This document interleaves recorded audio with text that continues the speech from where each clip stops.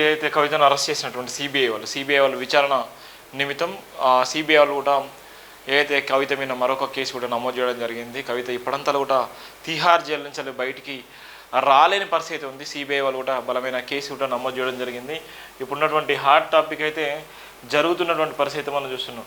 కవితను అరెస్ట్ చేసిన సిబిఐ కల్వకుంట్ల కవిత ఇప్పట్లో తిహార్ జైలు నుంచి బయటపడే అవకాశాలు మాత్రం కనిపించడం లేదు. ఇది న్యాయ నిపుణులు చెప్తున్న మాట. ఒకవైపు ఎన్ఫోర్స్మెంట్ డైరెక్టర్ అధికారులు ఢిల్లీ లిక్కర్ స్కామ్ కేసులో కవితపై కేసు నమోదు చేసిన సంగతి తెలిసింది. తాజాగా సిబిఐ కూడా కేసు నమోదు చేయడంతో ఇక కవిత ఇప్పట్లో జైలు నుంచి బయటకు వచ్చే అవకాశాలు లేవన్నది మాత్రం న్యాయ నిపుణుల అభిప్రాయంగా వినిపిస్తుంది. కవితను బలమైన సెక్షన్లతో ఫిక్స్ చేస్తున్నారన్న ఒపీనియన్ కూడా లీగల్ ఎక్స్పర్ట్ ద్వారా తెలిసింది. కవితకు మున్ముందు కష్టాలే తప్ప బెయిల్ వచ్చే అవకాశాలు చాలా తక్కువ అనేటువంటి నేపథ్యం కూడా ఉంది. ఏదైతే కవితక్కను అరెస్ట్ చేసిందో కవితక్క అరెస్ట్ కావడంతో వెనకాల ఉన్నటువంటి బలమైన కారణాలు ఉన్నాయి. బలమైన కారణాలతో బలమైన సెక్షన్లు కూడా నమోదు చేయడం జరిగింది. సిబిఐ వాళ్ళు కూడా బలమైన సెక్షన్లతోని ఆమె మీద కేసు పెట్టి ఇప్పటికే తిహార్ జైలు ఉంది. తిహార్ జైలు నుంచి వచ్చే పరిస్థితి ఇప్పటివరకు లేదు.